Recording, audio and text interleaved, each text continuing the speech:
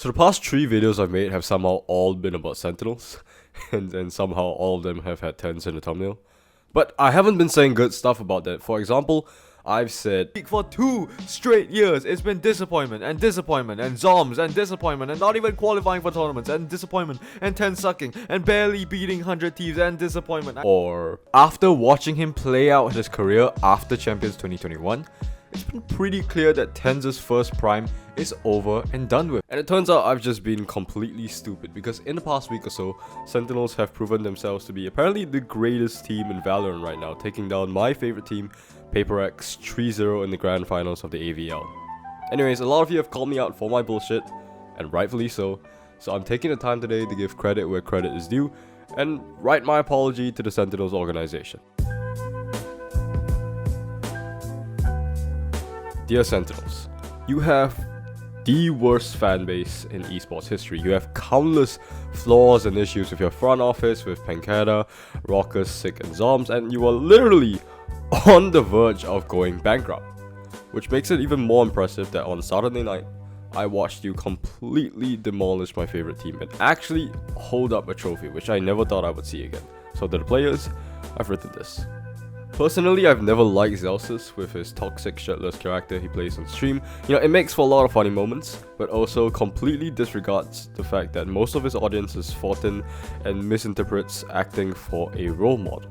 But putting aside his personal agenda, it is abundantly clear that this man can not only frag out, but become the most pivotal role in competition, the glue guy. Right, without Zellsis on Sentinels, their mental would have been shattered countless times over if not for his persistent yelling and hype manship. It is the ultimate embodiment of never giving up, and I believe if PaperX had someone like him, you know, we wouldn't be choking 3 grand finals. As for JohnQT, I have to admit I did not think he would survive well in tier 1. He played decently well on M80, but being a decent IGL in big majors without matching mechanical ability didn't exactly give me faith. But you know, I was proved entirely wrong. This guy frags, I mean, in a lobby with Forsaken, Jing, something TenZ Zekken, the highest rated player across 3 maps on Cypher was JohnQT. And not only that, Sentinels were playing like they were led by Sun Tzu, because every single time PRX thought they had a read, Sen was always one step ahead. I mean, it's absolutely insane. He's proven he has the smarts to lead the team and, you know, enough aim and skill to be relied on to execute.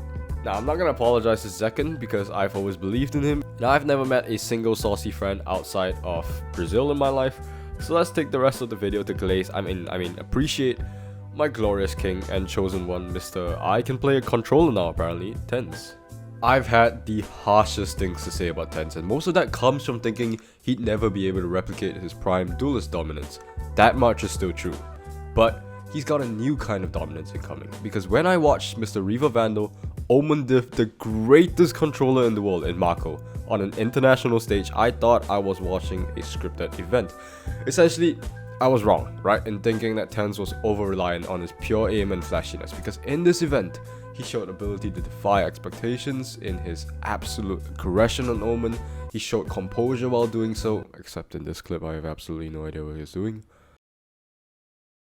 And make incredibly smart plays. He's evolved as a player, and I'd be a fool to disrespect what he's been able to do. I, you know, still have my reservations obviously, because I'm not sure that PRX were treating the event with the respect that they should have. And I'm not entirely sure if they'll be able to display this level of gameplay again at Madrid and so on.